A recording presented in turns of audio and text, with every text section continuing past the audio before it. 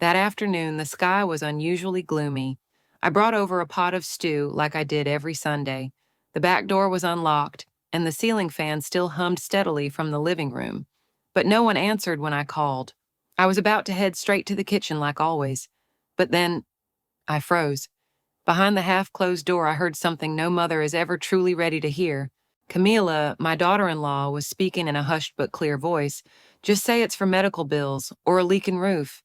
Play the pity card. Cry if you have to. I went numb. That voice there was no mistaking it.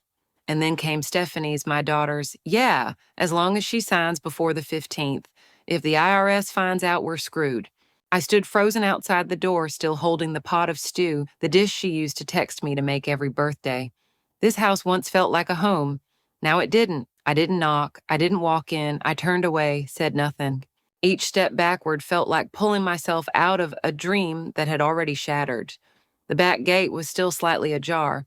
The wind chime above the roof clinked faintly. I left without looking back. I didn't take the food I had just cooked. I didn't take anger with me. I took only one thing. For the first time in many years, I was truly awake.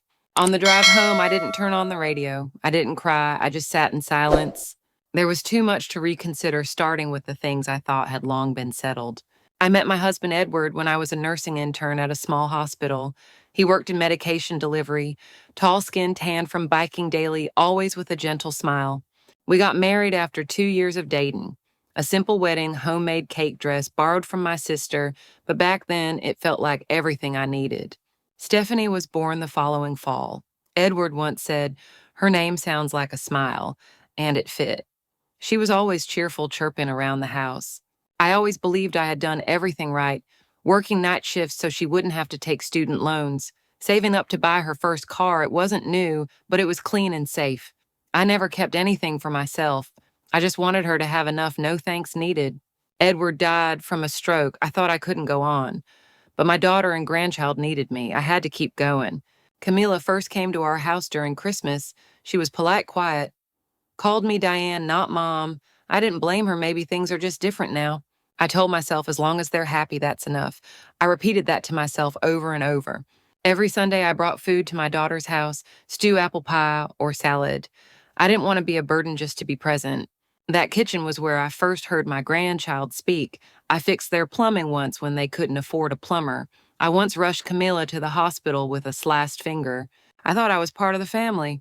Martin, the next-door neighbor, used to joke, "Miss Diane spoils her daughter, even hunts down the exact mug she likes." I just laughed. If she likes it, I'll get it. He lived alone, widowed for years. Sometimes we chatted in the yard, weather, gas prices, or the new cake recipe he was trying. Not close friends, just someone to exchange a few words with. Martin used to be an accountant, knew his way around paperwork. Once he said, "If your kids ever bring you documents that feel off, bring them to me. No charge." I laughed, didn't think much of it. Back then, I didn't know. That one casual sentence would later save me from a devastating blow. About 2 months before the day I stood behind that door and heard the truth, Stephanie unexpectedly dropped by one weekday morning. My hands were still wet with soap as I was hanging laundry in the yard. She rarely came by at that hour, but that day she did, with paperwork, in a rush. And Camilla was right behind her. I dried my hands, tidied up the table, and poured some water. Stephanie placed a thick stack of papers on the table. Rows of numbers, columns, and symbols I had never seen before. Her voice was steady, explaining something about taxes, about using an address for filing, about needing temporary authorization. I listened, but nothing registered. All I felt was my chest tightening. Camila stood in the corner of the room, eyes fixed on her phone, but I noticed her hand clenched her purse strap a little tighter every time I asked a question. No one said anything wrong. No words were overtly suspicious, but the way they avoided my eyes whenever they mentioned transferring documents, it made my heart skip in a strange way. I asked only one question, barely a whisper. "Does this affect the house ownership?" My daughter looked me straight in the eyes. 1 second, then shook her head. I signed. I still remember clearly 3 years ago when Stephanie and her now ex-husband, Devishi, had just moved out. One morning, she showed up unannounced. No grandchild, just a stack of bank documents, and a voice that cracked as she said, I used your name to take out a home loan. I didn't get angry, didn't ask why she hadn't asked first. I just nodded and said, "Give me the papers to see." Turned out it was a credit line in my name. DeVici didn't qualify, his credit history was too poor. Stephanie just needed someone to hold it for 1 year. 2 months later, the bank sent a notice of default. Quietly, I withdrew my savings and paid the first 2 installments, never said a word. Not because I was rich, but because I didn't want my daughter dragged into court flagged by credit agencies or looked down upon because of her ex-husband's debt. I thought she'd be grateful. There was only one other person who knew Camila. That day, she stood at the kitchen door holding a glass of water, glancing quickly at the papers in my hands. I hadn't paid attention to her look at the time. Only later did I remember. That glance wasn't just curiosity, it was the look of someone studying how people respond. And maybe from that day, Camilla learned this woman is soft, easily guilted, easily swayed by pity. And I, at the time, still thought I was just a mother doing the right thing. That morning, after I signed, Camilla gathered the documents. And she did something that chilled me to the bone.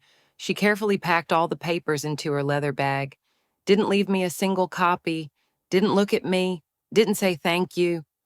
It was automatic, like someone who'd done it many times, so often they no longer felt the need to explain. That night, I sat at the dining table staring at the photo I'd secretly taken of the paperwork. The yellow desk lamp cast shadows. My fingers traced the lines of text, like tracing a crack in the wall. The next morning, I brought the photo to Martin's house. He read it silently for a few minutes, then looked up, poured me more tea, and said slowly, "If they filled out this section, your house might no longer legally be yours." I didn't ask anymore. I only remember that when I got home, I didn't turn on the TV like I usually did. I didn't boil water for tea. I just sat down, took out my notebook, and started writing down dates. Every detail, every moment. I needed to remember, not to blame, but so that when things fell apart, at least I'd know I hadn't been blind. That weekend, they held a second birthday party for my granddaughter. I found out from a brief text Saturday we're busy with a little party for baby. Sarah probably won't come by. We'll send pics later, no invitation, no "Are you free?" No seat saved, just a message as casual as a weather update. I sat at home, opened my desk calendar. Saturday, sunny day. I was free as always. I used to be the one baking the cake, taking the photos, cleaning up, wrapping the gifts. But this time, no one mentioned me. By late afternoon, my phone buzzed. A stream of photos arrived in the family group chat. A dinosaur-shaped cake, balloon arches, Camila in a white dress smiling brightly beside Greg, my son. Stephanie stood next to them holding the baby. I zoomed in on each photo, studied every face, studied every chair. I counted 15 people, none of them were me. I pulled the last picture closer. On the gift table sat a box wrapped in red striped paper. I recognized it. I had bought that same wrapping paper last year. The last time I used it was to wrap my granddaughter's first pair of shoes, her very first shoes, the ones I went to 3 stores to find. And now they reuse that same roll of wrapping paper like they were reusing everything I once was. I didn't say anything. Didn't ask why I wasn't invited. I just downloaded all the photos. I titled the folder 2025, Not There. A week after the birthday party, I went to the market early. The air was cool, the place still quiet. Only a few vendors were arranging their stalls. I picked out some oranges, planning to juice a few ripe ones at home. When I turned around, I spotted Sophie Camilla's eldest daughter standing just a few steps away. She wore a gray hoodie, holding a can of orange soda, eyes slightly hesitant. I smiled and nodded. She nodded back and slowly approached. We didn't talk much. I asked a few light questions, if she was still at the same school, if exams were coming up. She nodded, then a small pause. Sophie lowered her head and whispered, "I saw Mom and Aunt Stephanie printing some papers. They said they had to hide them from Grandma." I stood still. Just one sentence, but it was all I needed. I placed the bag of oranges on the scale. My heart turned cold, not from what was said, but from the innocence in her voice. She had no idea what she had just revealed. I didn't ask more. I just brushed her hair gently and said, "Take care of yourself, sweetie." But as I walked away from the stall, My hand trembled slightly, not from anger, but because my suspicion now had a face, a voice, a witness. A child too young to lie, too honest to keep secrets. And the most terrifying thing wasn't that they had deceived me, it was that they were calm enough to teach a child that hiding things from grandma was normal. That night, I opened Facebook. I don't use it much, but sometimes I check in on old friends. And there it was, a post from Camilla, a photo of her at the party captioned, "Thanks to my mother-in-law's help with finances, the party turned out perfect." Today was unforgettable, no tag, no name mentioned, just one sentence. But it said everything. I felt stripped bare while no one noticed. No one called my name, but silently they took away the parts of life I once called mine. I thought about deleting the post. Then I didn't. I left it there, like a small wound that hadn't been cleaned. I told Martin about it during our Sunday morning walk. When I got home, I passed the keepsake cabinet. I opened the little box where I kept old memento Stephanie's crayon drawing from kindergarten, my grandchild's tiny sock dropped on the first day of daycare, and a crooked little card that read, "I love you, Mom." I picked up the card and placed it back inside. Didn't throw it out, didn't burn it, just closed the lid, gently, very gently, just like the way I was quietly closing something inside me. That afternoon it didn't rain, but I still wore a coat. Maybe because it was chilly, maybe because something in my body sensed what was coming, something it couldn't yet name. Stephanie called, saying there were some additional papers that needed to be signed urgently to finalize the property filing. I said, "Let me read them first." But she replied quickly, like she always did, whenever I asked for something that wasn't convenient. "There's no time, Mom. We're coming over now." 10 minutes later, they arrived. Camilla carried a stack of documents thicker than last time. Stephanie followed behind, holding the baby, avoiding my eyes. The house suddenly felt smaller. I brought a third cup of tea to the table, but no one touched it. Camilla set the documents down and slid them toward me. "You just need to sign in 3 spots, same as last time." I sat still, didn't ask, just opened the stack, 1 page at a time. Tiny print, dense lines. Some pages had bold headers, consent to transfer, current ownership assets. I closed the file, set it down, and for the first time in years, I raised my head and held my gaze straight at Camila. She looked away, didn't answer, just scrolled through her phone. Stephanie exhaled. "Mom, if you don't sign, we'll lose the house. The IRS is already on our backs. The back taxes, the interest. And me too." Her voice cracked. "You might think we're being calculating, but, Mom, you're our last resort. If you say no, my whole family will be on the streets." I sat there, right in the living room of the house I had spent a lifetime building and protecting, and I listened to my daughter tell me that I wasn't her mother. I was their escape route. Not a person, just a way out. I said nothing, didn't get angry, didn't scream. Only one image flashed through my mind, feeding her porridge when she had a fever at age 4. I remembered her hand back then, small, burning hot grip in mine like she'd never let go. Now her hands were bigger, colder, and they let go so much easier. Camilla was still standing there, still silent. Then she spoke without looking at me. "Sign it, old lady. If you don't, we've got nothing left to lose." The tone had changed. No more Mom, just old lady. I stood up, slowly walked to my bedroom, opened the closet, pulled out the old file, the originals I never threw away, the house deed, the old will, the pension agreement, and a copy of the documents they'd brought last time. I laid them on the table neatly. No need to say much. Just one sentence, barely above a whisper. I'm old enough to know who calls me Mom, and who just sees a chance. They didn't respond. Both of them sat still. Stephanie looked down. Camila gathered the files for the first time, slightly flustered. I walked them to the door. No hugs, no reminders, no more tears either.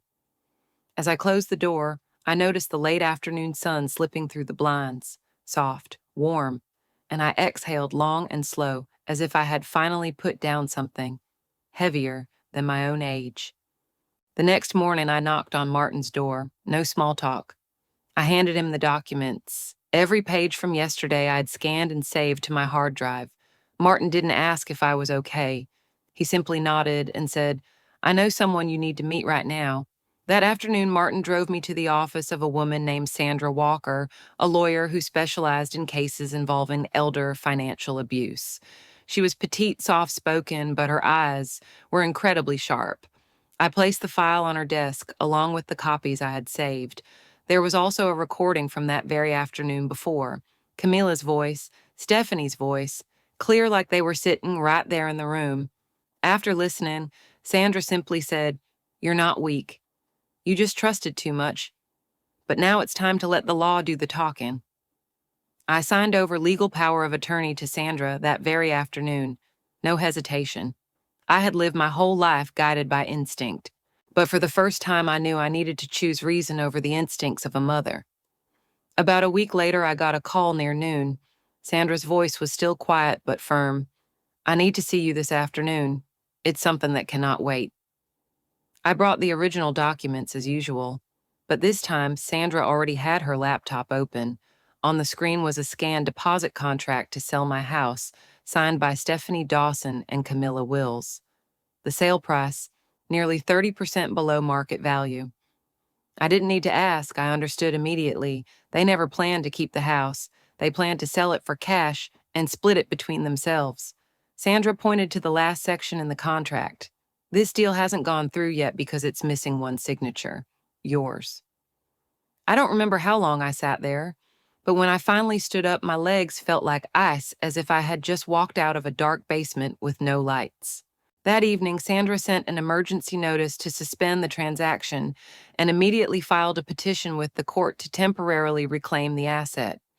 Everything moved quickly, cleanly, no shouting, no drama. When I got home, I locked the gate, pulled the curtains, and sat down at the old wooden table. The threat of losing my home was no longer just a vague suspicion. It now had paperwork. It had signatures. It had official seals. And had I been even one step slower, I would have had nowhere left to lay this old body down. In the days that followed, I updated my will. I met with an independent lawyer and rewrote the entire document. The house, if recovered, would no longer be part of any family inheritance. I instructed it to be sold and the money used to create a nursing scholarship at the hospital where I worked for over 30 years. I also started a small fund in Edward's name, my late husband, dedicated to helping nursing students from single-parent households. I didn't write to Stephanie, didn't tell anyone. I just organized, not to disappear, but to be ready should I ever need to stand before a judge and recount everything. Martin helped me back up all the files to a USB drive. He carefully labeled each folder by date. When he finished, he placed a hand on my shoulder. Gently, "Miss Diane, you're not alone." I smiled. Not a joyful smile, just one of quiet wholeness, of knowing I was still intact. I also called the bank, froze all my old accounts, and opened a new one in my name alone, completely separate from anyone else involved. The old savings account, the one I once thought I'd pass on to Stephanie as a retirement gift, was entirely moved into the healthcare fund I'd registered. Because kindness, when placed in the wrong hands, becomes collateral. The house, the one I laid every brick for one bag of plaster at a time from overtime pay, may have already been renamed. But there was still the court. And there was still me. I never gave up on a patient whose heart stopped in the middle of the night. And I wasn't about to give up on my own home, not because of a few fake tears. That weekend, I stood on the porch, looking out over the neighborhood. Children ran around chasing one another.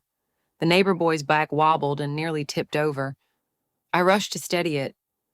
He looked up at me and whispered, "Thank you, ma'am." I patted his hair gently, and suddenly my nose stung with emotion. It had been so long since anyone called me that. One Monday morning, as I was copying documents to send to Sandra, the phone rang. It was the local hospital. Martin had been admitted after a mild stroke. I rushed over. The ER was cold, sterile, painfully quiet. Martin lay on his side, eyes closed, one arm still marked from the IV line. No family, no one waiting in the hallway. The nurse asked if I was a relative. I shook my head. But still, I stayed the whole morning, didn't talk, didn't think, just sat. That evening, for the first time in weeks, the house felt too big. I boiled a kettle of water and sat down in the chair across from it. The blue flame flickered quietly beneath the pot. I sat in front of the gas stove watching the water boil, not knowing whether to keep it going or turn it off. I had never felt so alone, not because of betrayal, but because I realized everything I once trusted was either sick or had turned its back on me. Right at that moment, my inbox pinged with a new email. Sender Madison R. Subject line. Thank you, Ms. Diane. Your scholarship saved me. I opened the message. The typing was clumsy, some spelling errors scattered through the lines. But I read it slowly, word for word. I thought I had to quit school because I didn't have enough money. But then I got your scholarship. It felt like someone was saying, don't give up. I cried, but not the kind of crying for what was lost. I cried because something remained, because I understood I didn't need family to feel seen, to feel kept. And if someone out there who had never met me still believed in me enough not to give up, then I didn't have the right to give up either. Not now. 2 weeks after I signed legal power of attorney to Sandra, a letter was delivered to Stephanie's house. It was short, a notice of legal action to reclaim ownership of real estate under claims of coercion and deception, along with a court summons for mediation. The signature at the bottom was mine, clear, firm, without a tremble. I didn't warn them. I didn't ask if they wanted to explain. I no longer searched for answers from people who once called me mom, but treated me like a walk-in ATM. That evening, Stephanie called, twice, then stopped. Later, Camilla sent a short text. Really disappointed you chose this route? I didn't reply, not because I was angry, but because I realized that sentence no longer had the power to hurt me.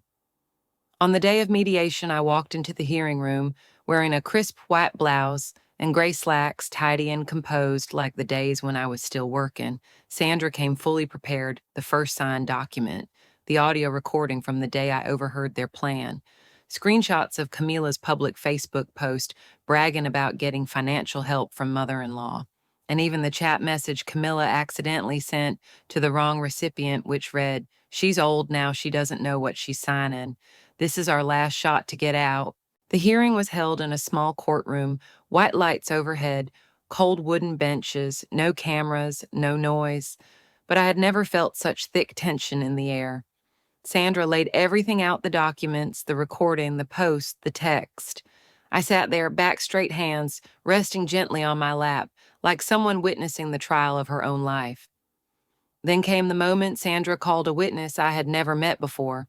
A young woman stepped onto the stand, hair tied high, composed, confident. She introduced herself as Natalie Wills, Camilla's cousin, who had once worked with her at a financial firm. Camilla glanced over, and her expression instantly changed. Her hands clenched her purse strap exactly like the day she came with those documents to pressure me. Sandra didn't need to ask much. Natalie said just one sentence, short but enough to turn the entire case. She once said, "I'm about to get a $700,000 house with nothing but crocodile tears." The entire room went still. Camilla turned to Stephanie, searching for an ally's glance, but Stephanie stared at the floor, silent. I remained still. No smile, no clenched jaw, just a quiet exhale, like finally loosening a knot that had gripped my chest for months. They sat across from me. No more tears, no more mom. Only silence and the law. Sandra presented each point clear, steady, free of emotion. I was not a sobbing victim. I was simply a senior citizen who had been exploited. And now I was taking back what was mine, nothing more, nothing less. When the judge asked if I had anything to say, I stood up, hands folded, and looked at Stephanie with the eyes of someone who had buried many things quietly. I'm not suing because I hate. I'm suing because I refuse to be treated like a wallet that doesn't talk. I used to believe that being a mother meant sacrificing without conditions, but not every sacrifice deserves to be stepped on and left behind. For a moment, I saw Stephanie's eyes glisten, but then she looked away. The court ruled. The property transfer showed signs of deception, lack of transparency, and abuse of trust. Ownership would be restored to me. Stephanie's and Camilla's actions may be subject to further investigation if they failed to cooperate. Camilla shot up from her seat and snapped, "You won. Happy now, old lady." Sandra calmly replied, "We didn't come here to win. We came here to do what's right." For a moment, I heard nothing else. No typing, no shuffling paper. Only one sentence echoed inside me: I was not wrong. And I did not stay silent. I didn't look back. I walked out of that courtroom and took a deep breath. Cool wind, the air felt light, and I knew there were things I could never reclaim, like old trust or the tiny hand that once clung tightly to mine. But at the very least today, I had reclaimed myself. I didn't move. I still live in the same house, the one with the attic, where Edward once repaired a broken fridge, where I learned to walk again after my knee surgery 5 years ago. But I changed the locks, and I replaced the faded wallpaper in the hallway, not to erase the past, but to begin a new chapter, built on the same foundation. Each morning I brew tea and bring it out to the porch. Martin still drops by sometimes with pastries, other times just with a folded newspaper. We don't talk about the trial. We don't mention that Stephanie never called again. I didn't expect her to, because forgiveness doesn't mean continuation, and love doesn't mean allowing someone to keep hurting you forever. Sometimes I open the drawer where I keep old mementos, the faded greeting card, the tiny infant onesie. I don't burn them, I don't tear them up. I just look and remember, then put them away again. Like holding onto a healed scar, it doesn't hurt if you don't touch it, but it's still part of your skin. One morning in early April, I heard a car pull up outside the gate. It wasn't the mailman, and it wasn't Martin's. I stepped outside. It was Stephanie's ex-husband. He had brought little Sarah by for a visit. "She misses you," he said. I couldn't stop her. I didn't ask anything else. We sat in the kitchen eating cookies, drinking milk, talking about school. The little girl brought a marker, one of those thick, colorful ones kids use to write on walls. I was distracted making tea. When I turned back, she was standing in the hallway in front of the old beige wall, and there, in crooked handwriting, she had written, "Grandma is my home." I stood there for a long time, didn't scold, didn't erase it, not because it looked nice, but because it was true. After everything, after all the people who tried to take this house from me with paperwork, with words, with crocodile tears, it was a child with unsteady handwriting who finally named this place for what it really was. I didn't need anyone's approval. I just needed one person to say it with a whole heart. About 3 weeks after the trial, on a drizzly afternoon, there was a knock at the door. Not rushed, not demanding. 3 soft knocks, then silence. I opened it. It was Stephanie. She stood there in a light jacket, empty-handed, dark circles under her eyes. A part of me briefly thought, she's here to apologize. I invited her in, no tea, no water. We sat at opposite ends of the sofa, silent for a long time.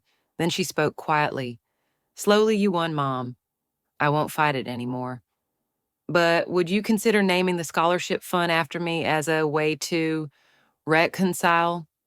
I looked at her, not angry, not surprised, just disappointed in a very different kind of way. I turned my face toward the window. Outside, the rain still fell gently. The smell of damp earth slipped in through the frame. I didn't say no. I just sat still for a long while, then answered, "Calm, steady, not bitter. Names don't matter. What matters is who doesn't step on others just to get their name up there." Stephanie didn't respond. She sat a few more minutes, then stood, nodded, and walked out. I didn't walk her to the door. It closed behind her, softly, no wind, no more hope, only boundaries.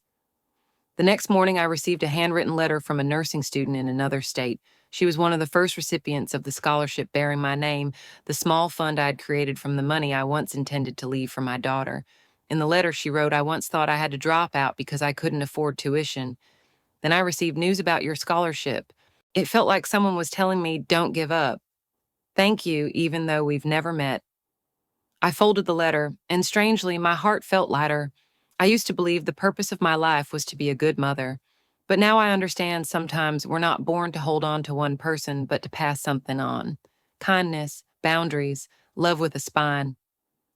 That afternoon, I laid the old card out in the sun, not because it was wet, but because I thought maybe it needed airing out just like I did.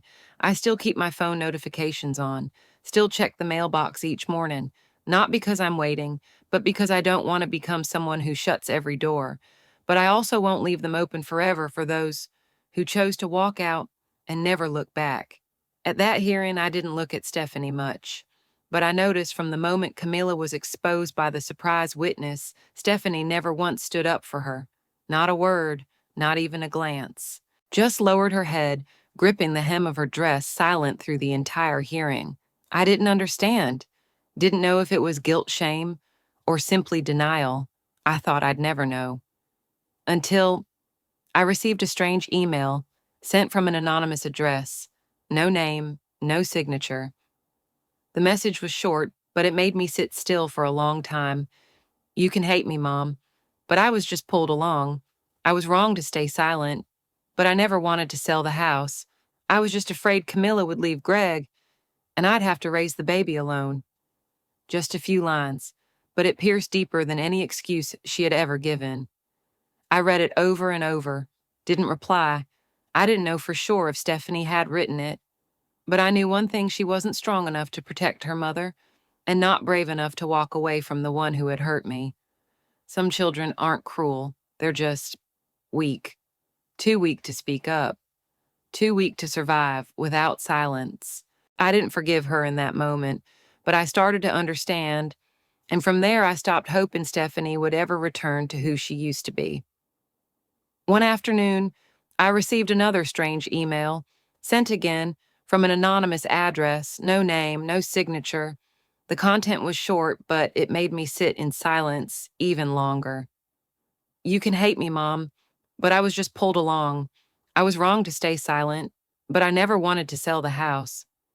Camilla knew about my old mistake with the insurance company in 2019. I was afraid that if I didn't do what she said, she'd destroy everything. I'm not strong, I'm just scared. I read it again and again. Didn't reply. I still don't know if it was really from Stephanie, but I know this much: she wasn't strong enough to stand up for her mother, and not strong enough to leave the person who hurt me. Some children aren't evil, they're just weak. So weak they stay silent to survive. So weak that she was willing to sacrifice her own mother just to protect a secret she didn't have the courage to face. I didn't forgive her in that moment, but I began to understand, and from that day on, I stopped hoping Stephanie would ever return to who she used to be. And if you're watching this story, maybe you're a mother or a daughter, or someone who has given too much in a relationship only to be met with silence, with lies, or with a blurred place in the very family you once gave everything to. If so, I'm not here to tell you to cut ties, but ask yourself, is there still something worth holding on to? Setting boundaries doesn't make you cruel. Boundaries help others see clearly how they've been treating you all along.